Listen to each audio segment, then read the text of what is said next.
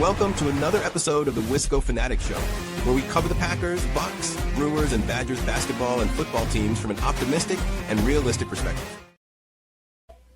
Alrighty, welcome back to another Wisco Fanatics Tuesday evening. Tonight is part 2 of our NFL draft series. We're looking at the 2026 NFL draft. We're looking at it from the Packers perspective. We kind of explained it last week, but we're going to explain it again just for anybody who's watching this week's episode first. We're doing our draft series a lot different this year. The last 3 years we've done it, we've basically just gone 1 through 10, the players that we think are the 10 best at the positions of need that we identified for the Packers. We get to a point where if it's a loaded draft class at a certain position, all the players, from that given position could be gone before we get to the second or third round of the draft. So this year, we're going round by round. We're looking at the rounds with the Packers picks, where we would take certain players based on where the Packers are picking. And then we are looking at a top 10 list, which is not necessarily the wide receiver that we think is the best, but the player that we think is the best pick, where he can be had or where he could potentially be had. Obviously, the draft is never going to go exactly as it's predicted. So, we might like a guy who is projected to go in the second round and the third round, and you might be able to get him in the third round. You might have a guy who's projected to go in the fourth that you would take in the third, and he goes in the second. So you never know. But we're going to give our guys, based on where we would take them, as our top 10 and some of the guys that we'd like to see the Packers potentially target to hopefully give some more relevant information this year and hopefully cover some more players that do end up becoming future Packers. So with that said, today we're very excited. We've been looking forward to this one basically since last week's shows ended.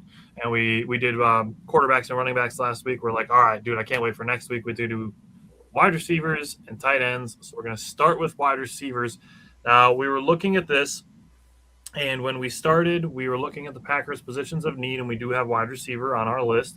We were prepared for Romeo Doubs to leave in free agency, and he did. Ended up signing with the New England Patriots, and now one of the other possibilities that we were preparing for would be Dontavian Wicks being traded. Matt LaFleur was in Arizona with all the other coaches, and there were some interviews that there were some players that were reportedly unhappy with their roles, and Dontavian Wicks was listed as a player, not by Matt LaFleur, but by other analysts that is a guy who had previously expressed frustration with his role. So, and then there's also reports coming out that there are several teams rumored to be pretty heavily interested in Dontavian Wicks. So that's another possibility. So that's why we're looking at wide receiver. Looking at guys, ideally in the third round or later. We're pretty resolved that the Packers' second-round pick, basically their first pick of the draft, should probably be a cornerback, but we're going to get to defense in 2 weeks. Next week's going to be offensive line. Today is wide receivers and tight ends. So, Jake, let's start in the second round. Scott, welcome back. Let's start in the second round. I know we're kind of looking more round 3 and later, but are there any guys that you would be okay with in the second round at wide receiver? Yeah. Well, first of all, welcome in, everybody. Second episode of this draft series, 2026 Green Bay Packers. One guy that I would be okay if they were just like, hey, we're going to replace that production we lost at wide receiver. We're going to double down on this position 2 years in a row with our first pick. I would be okay with Denzel Boston out of Washington. Vertical field stretcher, has really good size. He's a really good player they were actually a pretty good offense last year up until they faced the Green Bay Packers, the Wisconsin Badgers last year. We shut them down pretty well. To the Badgers' credit, they were playing good defense second half of the year. So I'd be okay with Denzel Boston in the second round. All righty. I have 2 guys. I have Eric McAllister from TCU, and I have Bryce Lance from North Dakota State. Okay. And then I do also have a bonus one. I have Chris Bell from Louisville. He's basically going to be a draft and stash as he's recovering from an injury. Otherwise, he would almost guaranteed be a first-round wide receiver. So those are the 3 guys that I have in the second round. Who do you have that you would take in the third round, pick 84? All right, so I have a few people that I would take in the third round. Antonio Williams out of Clemson, good player. Zachariah Branch, he was kind of a third round, maybe fourth round kind of guy for me, but he just has such an elite ceiling that I'd be okay if they took him in the third round. and Casey Concepcion. Great name, first of all. But I would take him in the third round in a heartbeat. Yeah, the only third round guy that I have is actually Josh Cameron. So, spoiler alert, he's going to be discussed a little bit later when we get to the guys that we're going to highlight in our top 10 list. All right, I'm going to be fair warning to you. My fourth round and my sixth round, I got a lot of names. Okay. Jump into the fourth round. What wide receivers would you take? I don't actually have any fourth round grade guys. I have all fifth and sixth round guys. All righty. So, fourth round, I have Reggie Virgil from Texas Tech. I have Jacoby Lane from USC. Skylar Bell from UConn, former Badger. Kevin Coleman Jr. from Missouri. Brennan Thompson from Mississippi State. He was kind of a combine standout. He ran the 4.26 40 and was clocked by Next Gen Stats at 23.95 miles an hour, which is just ridiculous.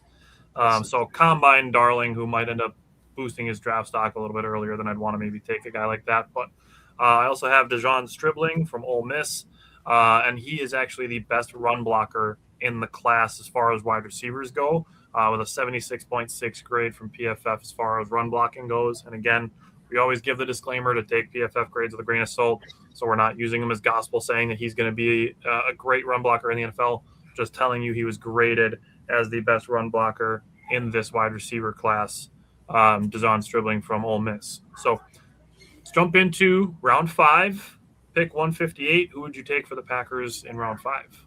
That's actually where I have Jacoby Lane out of USC. He just didn't wow me enough for me to move him up around or have him in the round where he's projected. I would much rather take that guy with that body frame in a later round and just see if we can make it work. That's and then I also have, I'll be honest, he's not in my top 10, so I understand where you're coming from, even though I have him in my fourth round. I also have Skylar Bell as a fifth rounder on my list as well. All righty.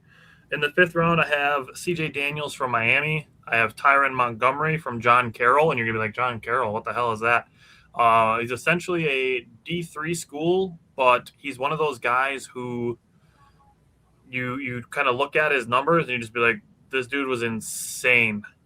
Had insane numbers, even though he was at a smaller school. Basically one of those guys you kind of take a flyer on. Now, what I will say with Tyron Montgomery coming from a small school, he's 6'1", 185, so he's got decent size. You'd like to put some muscle on. But he did do well at the Senior Bowl.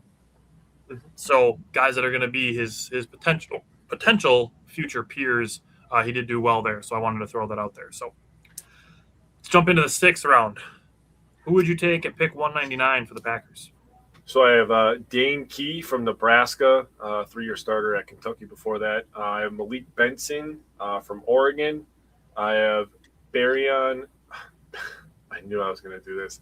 Baron Brown. I literally knew I was going to do that, bro. I was trying to tell myself beforehand, like I looked at his name and everything, whatever. And then I have Cade Harris out of Air Force. He's an interesting one. Number 21 wide receiver, man. That's just that's wrong. That's funny that I'm going to have another guy that's going to be very similar but different a little bit. Yeah. Taylor said to pick 199, he would pick me. Hey, I'm 6'6". I'd probably fit better in the tight end section. Just throwing that out there. Hey. I'm especially saying, at 255. Drake London's a big wide receiver. Drake London's a big, tall wide receiver, Tyler. But I probably weigh 50 more pounds than he does. Doubt it. He's a big guy. All right. For the sixth round, I have Deion Burks, Ted Hurst, Dane Key, Caleb Douglas, Chase Roberts, Eric Rivers, Lewis Bond, Colby Young, Eli Heidenreich. He's from Navy. So not an Air Force guy, but I have a Navy guy. I probably would have put him in the fifth round, but he is very, very similar to Savion Williams, so I put him down into the sixth. I have Jeff Caldwell from Cincinnati, another guy who really stood out at the combine. He is 6'5", 216 pounds. He ran a 4.31 40 and has a 42-inch vertical. There are only 3 players in the history of the combine who have 6'3" or high or taller height, a sub 4.35 40-yard dash, and a 40-plus inch vertical. Jeff Caldwell is one of them. DK Metcalf is one of them. And spoiler alert, Bryce Lance is one of them. So that's my sixth round, guys. And I broke my seventh round up into early and late seventh rounders. So Jake I don't know if you have your guys like that, but if you just want to hit me with your 7th rounders. Yeah, I just have Jeff Caldwell and Reggie Virgil out of Texas Tech as my 7th-round guys. Just guys that if you were trying to throw a dart at a board, they'd be one of my picks. All righty. Taylor said he would actually pick himself the short king. We'll be talking about some short kings next week for sure when we get to guards. We could do that. I will for the 7th round at 236. I have Aaron Anderson from LSU, Vinny Anthony from Wisconsin. Probably less of a need now, but we'll talk about that in a little bit. Jordan Dwyer from TCU, and then at the 255 spot, I have Hank Beatty from Illinois, who was an academic All-American, something that there is some stock put into. So, and then I have Caden Wetjen from Iowa. He's specifically going to be a special team return man, which again, the addition of Sky Moore makes that a little less necessary, but still something again that I would not be opposed to having more investment into special teams. So let's get into some top 10s. So let's go 10 down, and I'll give the context with me looking at where I'm coming from on my wide receiver list. I would like the Packers to leave the draft with one of the guys who is like 6'3", 6'4", between that 210, 220 mark. So the guys that I'm looking at kind of there are like Bryce Lance, Eric McAllister, Chase Roberts, Caleb Douglas, Jeff Caldwell, Colby Young. Essentially just trying to see, again, like you said, darts at a board, if we can get 2 Christian Watsons, essentially. Which, again, spoiler alert for something I'm going to say later, but Jake, hit me with your top 10. Let's start at number 10. Who is your number 10 wide receiver? Number 10 is actually, Dane Key out of Nebraska. I think that he just brings a ton of value, especially where I rated him. He's a polished wide receiver, 4-year starter as a D1 wide receiver. Has some work to do on his zone reads, but other than that, I'd be okay with a late round flyer on him. Yeah. Number 10, again, this is, like I said, it's a little bit of a different situation now, but I did have Vinny Anthony number 10 just for special teams investment. And again, with the signing of Sky Moore, that kind of changes things now. So I'd be open to swapping in one of those other bigger guys like I mentioned. But again, I'm still not opposed to grabbing another potential special teams weapon in the 7th round if it means investing into special teams and improving in that area. All righty, who's your number 9? My number 9 is Omar Cooper Jr. out of Indiana.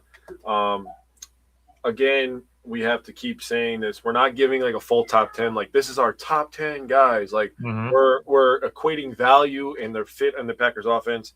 Omar Cooper Jr. is easily one of the better wide receivers in this draft. But for where you're going to have to draft him, that's why he is number 9 on my list.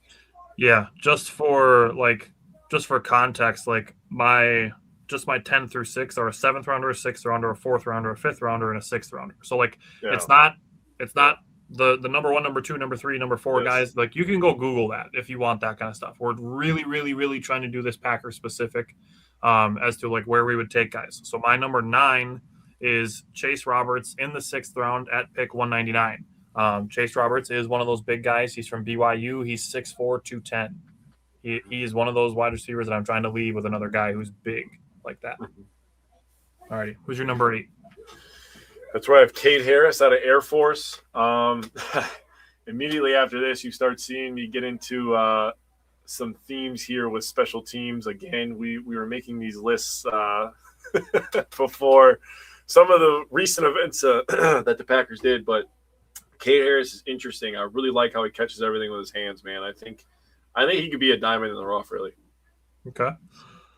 So I mentioned it already. I have number 8 is where I have DeJon Stribling from Ole Miss. He's 6'2", 210. And like I said, when I mentioned him in the 4th round, he is the best run blocking wide receiver in the class of 2026. So in the 4th round, taking a guy who's going to be able to do something that can help you right away in being a good blocking wide receiver, something we know that the Packers have stock in, would be something that I would be very interested in. So who's your number 7? My number 7 is Skylar Bell. Obviously, Badgers fans remember him very well. Big play guy, really good quickness on the getting the ball in his hands and getting up the field. So He also has some special teams ability. So, again, you're going to start seeing some themes here. Yeah, definitely a theme on my list as well.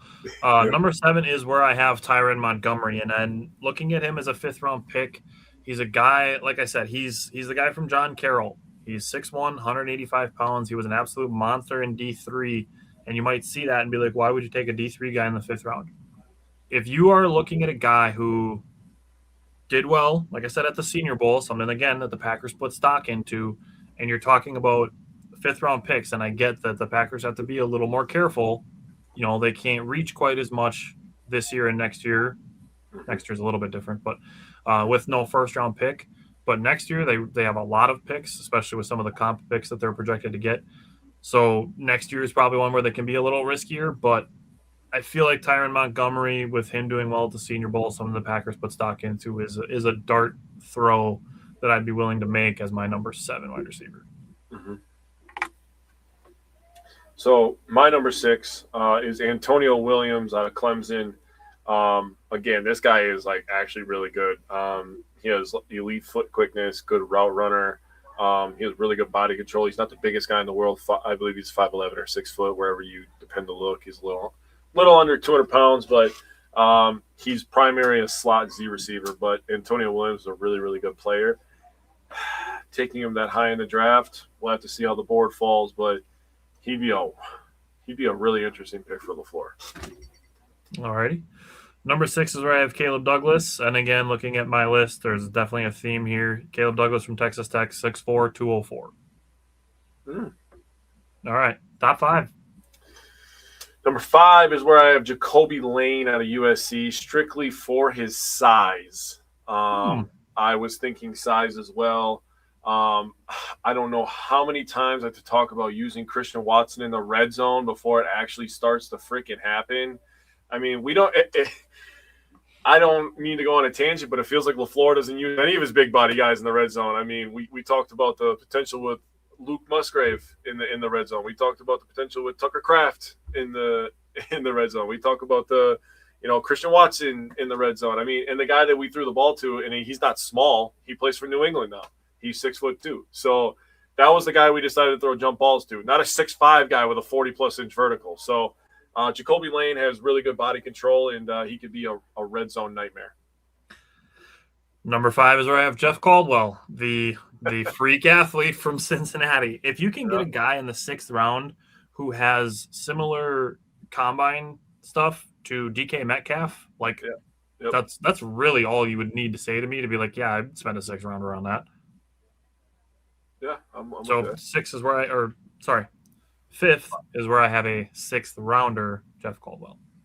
All right, so this guy flew up my top 10 rankings strictly because I think he's getting a little bit underrated, and that's Malik Benson out of Oregon. He's twitchy, is how I would describe him. So I'm just going to leave it at that. All right. Number 4 is where I have Eric McAllister. He would be a little bit of an earlier investment, probably in the 2nd round. 6'3", 205 out of TCU. He is one of the better wide receivers in the draft class. But that is why I do have him 4th on my list and not, top 1 or 2, even though he might be one of the better ones in the class. So who's your number 3? Well, now I got to talk for a second because it's my first guy that I'm highlighting, and it's Zachariah Branch out of Georgia, previously of USC, spent his first 2 years as a Trojan from Las Vegas, Nevada, 5'10", 180. This guy has, I don't care what anybody says, this guy has the highest ceiling in the class, in my opinion. His acceleration alone is impressive, and lets you wonder, what if this guy gets a full route tree? And I believe at Georgia was the first year that he was really developing a route tree. I think at USC they used him as a gadget wide receiver just because of his elusiveness. He has some kick returning experience, has a touchdown as a punt return and a kick return in his career, has 1 rushing touchdown, 9 receiving touchdowns. He can score from all over the place. He's another guy with track speed and elite ability in space, almost impossible to tackle from behind. He's one of those guys that if he breaks through the line, offense, get your helmets on because we're going back on the field. He's great on crossers. He's really good on out routes. He can make a guy or two miss just with his feet. Bubble screens, jet sweeps. You're starting to see where I'm seeing the fit with the Packers offense. We like to do all of that stuff. Yeah. I would like number 11 to not have to do that. Mm-hmm. And I'd like number 9 to not have to do that. Yeah. I'm okay with 0 doing it next year because he's fresh. Yep. I'm okay with 83 doing it even. And 0 has the speed for it. Matthew Golden, that's one of the things that he was probably why he was taken in the first round is for speed. Yep. And Zachariah Branch he has that kick returner feel to him when he gets the ball in the open field where like he can set something. It's almost like a point guard in basketball. Like when they're running a play, they're running off the court, they can see, oh, okay, this guy's going to cover this guy. Okay, I got to throw it over here and look over here. Like he has that feel. That's kind of how kick returners kind of have it. And him on jet sweeps is just incredible. Like I said, he still has to develop a little bit more of his route tree, and he has to get his strength up a little bit. He gets knocked off of his man coverage routes, but in zone, he understands where to sit down. And when he gets the ball, watch out, dude. Like he's high on my list because I'm like, dude, this is the most boomer bust guy in this class. Yeah, and I'm open to some of the slot guys that are in this class. I mean, Eric Rivers, I have in the 6th round. He's 5'10", 176, just so that they can have a true slot guy to do all that gadget stuff like you're talking about, so that Jaden Reed can just play wide receiver. Yeah. So I 100% understand where you're coming from. Mm-hmm. My number 3, I have Colby Young as a 6th round wide receiver at pick 199, and this is really kind of where we're at with highlighting this stuff. My number 3 wide receiver is a 6th round pick in my mind, just because I'm looking at the value, the potential, and where these players can be taken.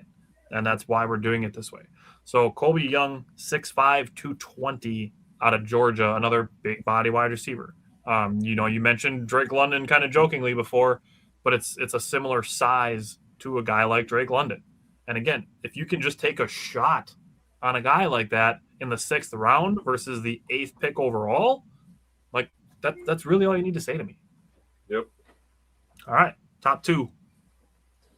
Okay, so my number 2 is Denzel Boston out of Washington. I talked a little bit about him. He's a vertical field stretcher with great size, great hands. He's going to have to come off the board really early, but he was so good that it was impossible for him to me ignored and not on my top 10 list, honestly. That's just how I felt about him. Yeah, I feel kind of similarly about my first guy to highlight, and it's Bryce Lance. And you're just going to listen to the numbers. And obviously the school that he came from, and you're going to be like, oh, that sounds all really familiar. And, we originally were looking at wide receiver, and we're like, all right, guys, that we would take round 3 or later. Bryce Lance is one of the guys that I'd be willing to dip up into the 2nd round for. Mm-hmm. He is 6'3", 209 from North Dakota State. There is a 148.4 QBR when targeted with him. He stood out on Cole Payton's tape, actually, when I was watching quarterback tape. I already noticed Bryce Lance before we even got to wide receivers. He had 4 100-plus yard games and 1 game of 98 in 2025. Jesus. He caught 51 out of 69 targets for 1,079 yards and 8 touchdowns. That is a 21.2 yards per reception. That is stupid. Yeah, it is. He averaged 6.7 yards after the catch per reception. Only had 3 drops. He was 8 of 12 for uncontested catches. So, again, to Jake's point of having a big guy and throwing in the ball like that, he had a 4.34 40 and a 41.5-inch vertical, again, putting him in that same combine standing out of DK Metcalf. Looking at his 2024 numbers is even crazier. He had 75 receptions on 99 targets for 1,069 yards and 17 touchdowns. Jesus. He was 16 for 26 uncontested catches, only 2 drops. He is a good run blocker, graded at 63.6, with 60 being the average. He's fast. He can jump. He has good hands. He's good after the catch. He fits well with the Packers' philosophy of like elite traits that they can kind of refine. He does need some refinement in his route running. But looking at it, I mean, the similarities between him and Christian Watson are, I mean, they're there. It's really not something that's like needs to be, crazy explained, but I do have some numbers for it. Christian Watson in 2021 had a 142.9 QBR when targeted. There's only a difference of 6 there. Had 43 receptions on 62 targets for 801 yards and 7 touchdowns. Again, pretty similar to Bryce Lance. Had 18.6 yards per reception. Lance is at 21. Averaged 8.0 yards after the catch per reception, so a little bit better than Bryce Lance there, but only 4 drops and was only 3 for 5 on contested catches. So again, to your point, I mean, everywhere Christian Watson's been, they haven't been trying to use him on contested catches enough and giving him some opportunities to make some plays like that. But looking at Bryce Lance, he's a 2-inch shorter version, basically carbon copy from Christian Watson at North Dakota State. Mm-hmm. All right. Hit me with your number 1. Number 1 is KC Concepcion. Man, what a name, dude. 2 years at NC State, transfers to Texas A&M this past year. He's a hands catcher. First thing I look for in a wide receiver is how does he catch the ball? Does he use his hands? Does he use his body? If he uses his hands, it's 2 big pluses for me, man. He uses his body, I'm like, okay, let's see what else he does. Does he block well? Does he have, formation, verticality where he can beat you over the top from any position? I mean, slot fades are a big thing nowadays. So that was one of the first plays I saw from KC was him beating you over the top. And he could do that in multiple different ways. I mean, in 2 different ways vertically. He has a 45-inch vertical. This guy's a fucking freak, dude. I mean, 5'11", plays like he's 6'5", bro. It's insane. Big play guy, chunk plays, and in the red zone. He has a scary ability after the catch. He has an FU mentality after the catch, man. Like he's trying to just continue to – he's going to drag you as far as he can, pretty much. Clearly, that's why he was a punt returner. This is another guy with some special teams ability. I was super high on, and then all of a sudden we signed a guy with special teams ability, which I'm like, hey, cool. I like that, though. He had a few return for TDs. He had a massive punt return this last season in a game at LSU where they were Texas A&M was highly ranked, and that was a big-time matchup. He also had a massive return versus Texas late in the season when Texas was making their late-season surge. So this is a guy who makes plays in the biggest games. Some guys just have that ability to find running lanes, and he clearly has it. So in 2025, he had 61 receptions, 919 yards, 9 touchdowns, 15.1 yard average. This is a guy that basically lived in the slot, and then this past season, 65% of his routes were run from the outside. So he's obviously developing into a nice wide receiver. He had 10 rush attempts for 75 yards and a touchdown this last year, and he had 26 punt returns, 456 yards, and 2 returned for touchdowns. So in his career, I left out the best part. I forgot to say this. This is a guy that when he went – oh, no, that's a different guy. Sorry. I'm talking about tight end now. Sorry. My notes are all together. I'm just going to say this. He's better versus man than zone. He averages 2.63 yards per route run. Man versus zone, it's only 1.88. So he has to get a little bit better at zone defense because zone defense is just the bee's knees in the NFL. Average around 60 to 61% is run in the NFL. He's the winner of the Paul Hornung Award, most versatile college player in college football. So that's a pretty cool award to win. Oh, cool. And like I said, 65% of his snaps were outside. His career, he has 1 passing touchdown, 3 rushing touchdowns, 25 receiving touchdowns, and 2 return touchdowns. This guy played 3 years in college football and scored 30 goddamn touchdowns. This guy has a nose for the end zone. So I like that. I like scoring points because that's how you win games. And, I just think that's a good ability to have. Yeah, sounds like a pretty well-deserved Paul Hornung Award for him. Yeah. Okay, so my number 1 guy is Josh Cameron, and I think if you look at some of the guys on my list, my top 2, both of them are guys who stood out on quarterback tape. Mm-hmm. I'm a really big advocate for when I'm watching something and I'm looking at something like quarterbacks, for example, or if I'm watching like offensive line tape and I see players stand out when I'm not looking for them, are the guys that I feel like I end up putting more stock into. Mm-hmm. And Josh Cameron absolutely 100% fits that list or fits that dynamic. So Josh Cameron is 6'1", 224 out of Baylor. Now he's got some beef. And he stood out to me when I was watching Sawyer Robertson, who was very high on my quarterbacks list last week. With his size, he could almost pass as a tight end. And the weird thing is he wears number 34, which made for a really interesting perception when watching him. Because sometimes he looked like a running back. Sometimes he looked like a tight end, which is what I thought he was originally before finding out he was more of a wide receiver. But because of his build, he can kind of do all of those things. So he only had one drop the entire 2025 season, and it was actually in week 1. He's been targeted 261 times in his career and only has 7 career drops.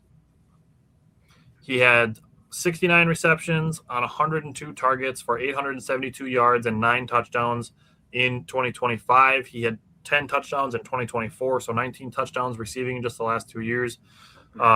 16 for 27 on contested catches. And again, to Jake's point, in 2024, Josh Cameron was all Big 12 as a punt returner. He averaged 20.7 yards per reception on 14 punt returns in 2024. Those 69 receptions that he had were first in the Big 12. He averaged almost 5 yards per reception after the catch, averaged over 6 in 2024. He's not super explosive or twitchy, but he does rely more on his size, which in a scheme like the Packers have, they're not really so much relying on guys to get themselves open. The scheme is designed to do that.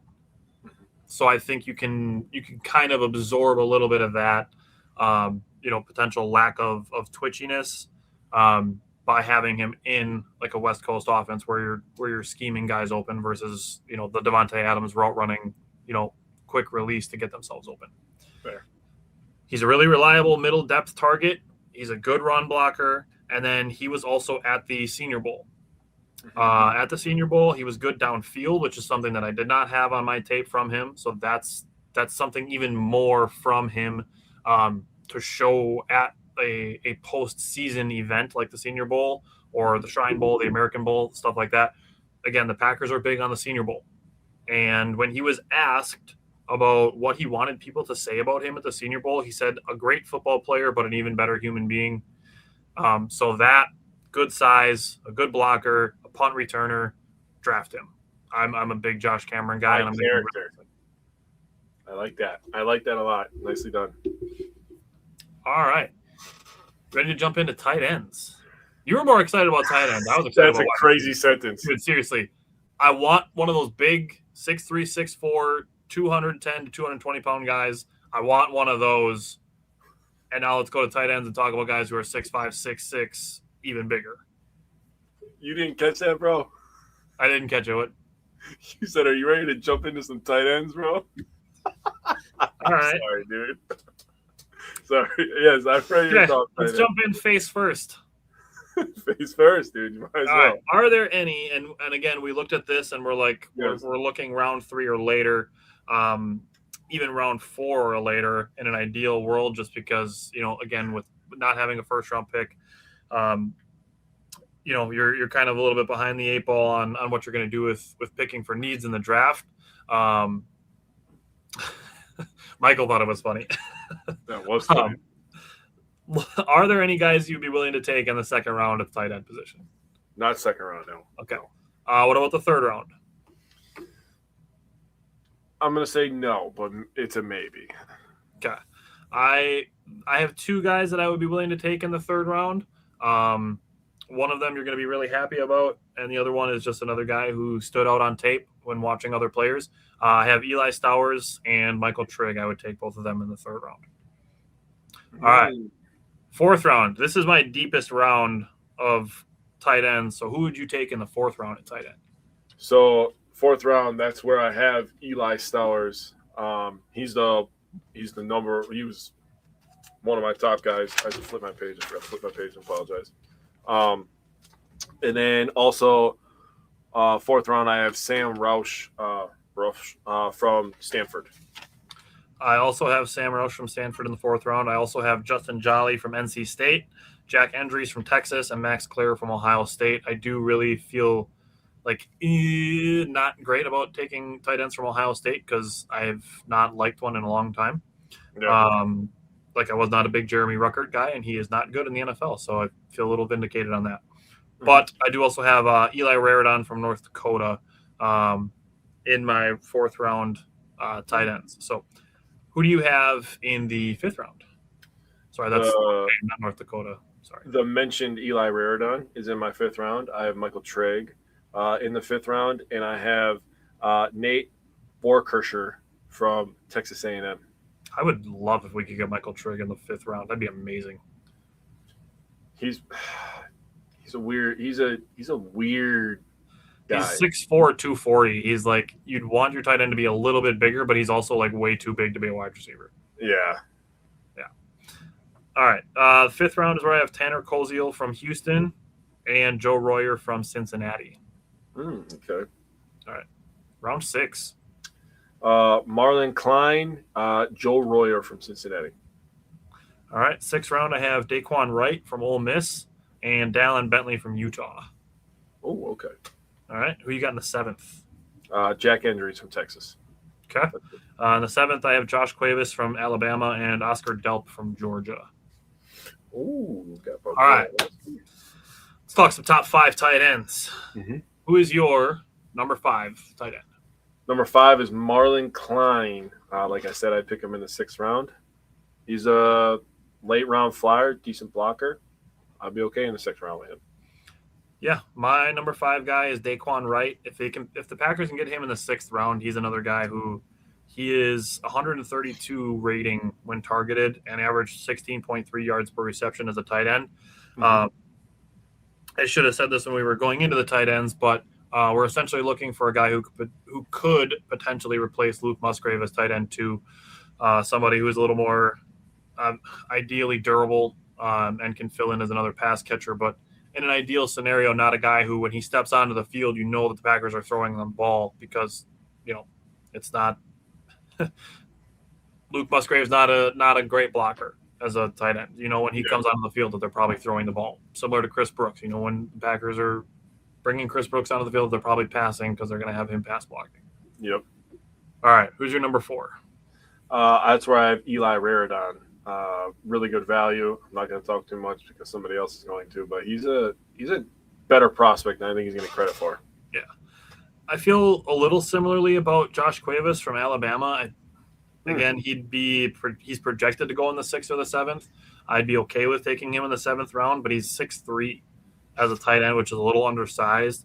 But he's got good route running. He's a willing blocker, and he doesn't give away the play by being on the field. Like I said, if Josh Cuevas comes onto the field, you don't automatically know if the Packers are running or passing just because he's added to the package. So, who's your number 3?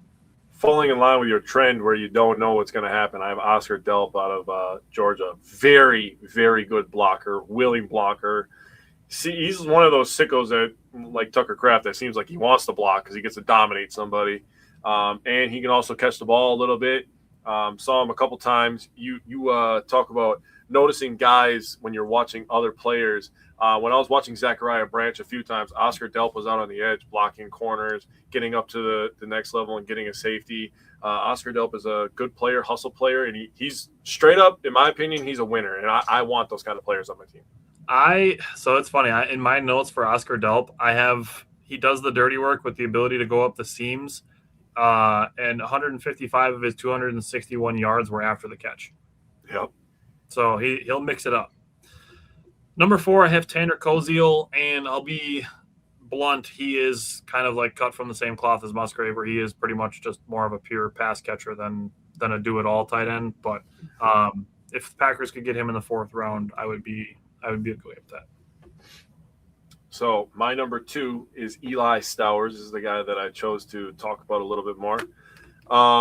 So this is where I was getting into my extra notes because I was talking about a guy that played for Texas A&M last year. And Eli Stowers, interestingly enough, was a 4-star quarterback recruit and signed with Texas A&M out of high school. So this is a guy who sat 2 seasons as a reserve quarterback. He's 6'4", 239 pounds. That's a massive quarterback, by the way. Yeah. I don't know if he was that big when he was a quarterback, but He transferred to tight end full time, switching to New Mexico State, and then he transferred from New Mexico State to Vanderbilt because he followed his offensive coordinator. So this is a guy who has the ability to cover ground quickly. He has good, soft, what people will call reliable hands. He has very long arms with an insane vertical. There's another guy with a 45.5-inch vertical. He make him ability at any spot on the field. He lines up everywhere, slot, wide, inline, backfield. He's a real nice tool to have. Great feet to get out of breaks naturally without breaking stride. Turning short 3 to 4 yard gains and the 6-7 yard gains consistently. That's something that you look for in a tight end, kind of like a running back. You look for them to fall forward. I always look for tight ends to get you an extra yard or two on little out routes, right? It's 2nd and 8, and you throw it to your tight end, and instead of getting you 3 yards, it gets you 6 yards. And now 3rd down seems a lot more manageable, right? Yeah. Those are the winning things that Tucker Kraft did that the Packers lost when he went down, unfortunately. Yeah. He's smaller, so he's not much of a blocker. He needs work against some physical defenders and some man coverage. But he also had some drops. I have to mention that. So, some drop problems is what they quoted it as when I was reading about this. But he only is 3 years in the position. So this is a guy that's learning a new position. In 2025, he had 62 catches, 769 yards, and 4 touchdowns with a 67-yard, long touchdown. That's pretty good for a tight end. 67 yards touchdown for a tight end is very good. In his career, 146 catches, 1,700 yards, 11 touchdowns. Remember, only 3 years at the position. He was recruited as a quarterback. He ran the ball 37 times, 134 yards, 2 touchdowns on the ground as a tight end, 26-yard long. And passing, he was 5 for 10, 116 yards and 2 touchdowns. He has a 63-yard touchdown as a passer. So you could do some interesting stuff with Eli Stowers in the offense. Michael asked the question, which tight end in this class most resembles Kraft mac and cheese? Whoa. That's an interesting question. I feel like there's not going to be any one-for-ones. I feel like Joe Royer has some of his kind of traits. Okay. He's he needs to improve as a blocker, but he was number 1 first team All Big 12 at Cincinnati. I mean, he's 6'5", 255, so he's similar size-wise. Max Clare, maybe he's a little bit smaller at 6'4", 240, but he's got some good pass catching and he's a really good run blocker. So there's maybe that. That's a good question though. I was not prepared to answer that question. I would probably say Oscar Delp just because of his willingness to block and he can still get up the seam. He isn't as much of a receiver as we've seen Kraft turn into, but if you're looking for a guy that likes to do the kind of stuff, like the same characteristics, I would probably pick Oscar Delp. Yeah. Tucker Kraft is definitely faster than Joe Royer also. Yes. Dude, Tucker Kraft is very good. Yeah. That was a fantastic pick by Brian Gutekunst. Yes. Couple of things on Stowers. You mentioned the 45.5-inch vertical. That's the highest by a tight end since 2003. Yeah, that's insane, dude. And then he had an 11-foot, 3-inch broad jump. That's the tight end combine record. Mm-hmm. So super athletic Eli Stowers. He was on my short list of guys to be my guy to highlight at tight end. And then he also ran a 4.51 40 and was the John Mackey Award winner, which is the top tight end in college football. Yeah, only 3 years at the position, dude. Yeah, that's fantastic. My number 2 tight end would be in the 4th round would be Justin Jolly from NC State. Again, he's a little bit of a smaller guy. He's 6'3", but he's 263 pounds. And he is a fantastic pass blocker. He's a 71.4 pass blocking grade and then added 7 touchdowns. So, a willing blocker. He's not super fast, but the reason I'm talking about him more, even though he's not my guy to highlight, is that he was the tight end MVP at the Super Bowl. Ooh. Sorry, not Super Bowl. Senior Bowl. He was not in the Super Bowl. That would be a weird backwards eligibility thing. Tight end MVP at the Senior Bowl and was described by scouts as, quote, quarterback friendly. So I have Justin Jolly at my number 2. So who is your number 1? Well, number 1 is a guy who wore number 1. And this is the guy where I was like, dude, can I switch one of my guys? And I just wanted to talk about him. It's Michael Trigg, dude. This guy You talk about a fucking Brandon Lloyd ass tight end, dude. He is a unit for sure. Brother, he has some of the craziest catches I've ever seen. I swear to God. He's freaking running a crossing route, dude. He's at, I think they're at like the 22 or something. They were close to the red zone, but they weren't in the red zone. He catches this ball falling to the ground with one hand at like the 4-yard line. And I'm like, no way this brother caught that shit. No way, dude. And they show the other angle, and I'm like, sure shit, bro. He caught that shit. What the hell? He's basically a big slot wide receiver. Like when you were talking about some of the bigger wide receivers that are basically that you thought were tight ends, I was like, this guy's basically a wide receiver. He just lines up at tight end. Crazy thing is he plays on the same team as Josh Cameron. So just give me the Baylor offense as all of our backups. Like, damn. Right. I mean, he doesn't want to block, which I think is a problem for me. But the upside of and this is a big if, and people are going to kill me and be like, how could he be your number one with all these ifs? I'm going to give you a little reality check. The entire draft is if. 100%. Absolutely. If he turns into this, if he hits his potential, if. The whole thing is if. Yep.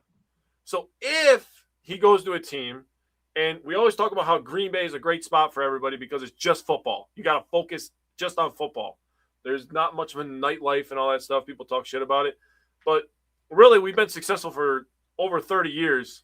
Like, our entire lives, we've been successful. So I'm not going to complain about it. You can say whatever you want about it. I don't care. We win football games. If you can get Michael Trigg to lock in, because there's some notes on him that say that he has a low motor and he doesn't want to play hard. Like, you can get this guy to actually lock in and turn into a blocker. He's a game changer, dude. He reminds me of who's a tight end? I'm blanking on his name, dude. I feel like Baltimore Ravens tight Isaiah end. Likely. Yes, he reminds me of Isaiah Likely. I read some comps for him, and two of them are fair. One being Greg Dulcich, one being Sam Laporta. The main one that I read that I couldn't unsee was Evan Ingram. Evan Ingram. You know, the sad thing is I loved all of those tight ends at one point in my life. Like, I love receiving tight ends. Like, and like he's a good size, 6'4", 240. I mean, dude, who was a tight end that was around that size that we had when we were, in high school? Jermichael Finley. And I loved Jermichael Finley, dude. Yeah. Loved him. So here's the thing. So you might hear tight end, you're like 6'4". That's not tall enough to be tight end. You guys need to be 6'5", 6'6", 6'7". He has the longest tight end wingspan in combine history. Yeah. So he's got some long ass arms. Yeah. To go with his 6'4" frame. I wrote in my notes on Michael Trigg that he is literally a walking mismatch. He is, really. As far as the blocking goes, he had an average pass blocking grade of 62.3. Again, 60 is the average, so it's pretty close to average.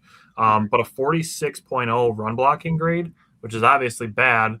But in 2024, his run blocking grade was 62.6. So it's like you look at that and you're like, I feel like there's an average blocker in there to go with an above average receiver at the position. Yeah, and if he's your backup, like you're happy with Kraft. If he's your backup and he gives you average blocking, but he gives you that upside in the passing game as well, where you can run the two tight end sets and both guys can get vertical, get down the field, break tackles. World of mismatches for the Green Bay Packers. Yep. Yeah, I'd be ecstatic with Michael Trigg. I'd be very excited. Seeing why I have number one, right? Mm-hmm. Okay. Yep, absolutely. Absolutely understand with it. Okay. My number one is Eli Raridon from I almost said North Dakota again because I have ND written down. It's Notre Dame, which is ND is the abbreviation for Notre Dame. Yes. It's also the state abbreviation for North Dakota. That's why I keep getting confused. Notre Dame. Went to Notre Dame. 6'7", 252 pounds. He is a good size, has a good high point ability. I think he's actually arguably the best fit of the tight ends to go with the Green Bay Packers. Being a good receiver and then being basically just an average blocker in the run game and in the passing game. Mm-hmm. He had 32 receptions on 44 targets for 482 yards, 0 touchdowns, which is kind of weird, but It is what it is. I almost said North Dakota again. Notre Dame has two really good running backs that are going into the draft this year. They ran the ball a shit ton. Mm-hmm. That said, he had 3 drops, which is 4 for 6 uncontested catches, but averaged 15.1 yards per reception. Again, from the tight end position, that's just, you don't see that very often. Mm-hmm. What I like about Raridon is that he was used a lot between the 20s and used a lot in play action. Something that I have been screaming from the hilltops for the Packers to incorporate more into their offense for the last 3 years, it feels like. Yes. Looking at it, like I said, with Notre Dame, they ran a lot in the red zone mostly. So he didn't, obviously have the tight ends or the touchdowns. Only had 3 career touchdowns, not a big yards after catch guy. And I can understand being scared away from him potentially in the 4th round because he does have 2 ACL tears in his past, which, he was, like I said, if you can get him in the 4th, I'm okay with it. If you get him in the 5th, I'd be ecstatic. And then looking at Raridon, he's a guy who can play all 3 downs because he is decent as a blocker. And he's good in the passing game. And then you look at a guy like Tucker Kraft, who was kind of similar. And another guy that I would even throw back another comparison to is Robert Tonyan. Is another guy that I would bring up in the same mold as Eli Raridon. A guy who's fast but maybe not quick. Ran a 4.62 40, had a 36-inch vertical, and a 9.66 relative athletic score. Again, another thing that the Packers put stock into. He is a guy that I do feel like could take some pressure off of Tucker Kraft. Obviously, with him coming back from an ACL injury, that is something that I would be willing to take into consideration at the draft. And lastly, the reason why he became the guy that I was going to highlight, other than the reasons that I've already given, is the Packers did actually meet with Eli Raridon at the Combine. So I really feel like he's a guy who, like I said, I feel fairly strongly would be the best fit at tight end for the Packers in the 2026 draft. Mm-hmm. Alrighty. Thank you for hopping into part 2 of our draft series. I promise next week is going to still be informative, though it is not necessarily the funnest one to do. But we always got to do offensive line because we always know the Packers are going to take some. Again, we switched it up a little bit this year. This year we're just doing tackles and interior offensive line, so we're not doing tackles, guards, and centers. We're just doing interior and tackles.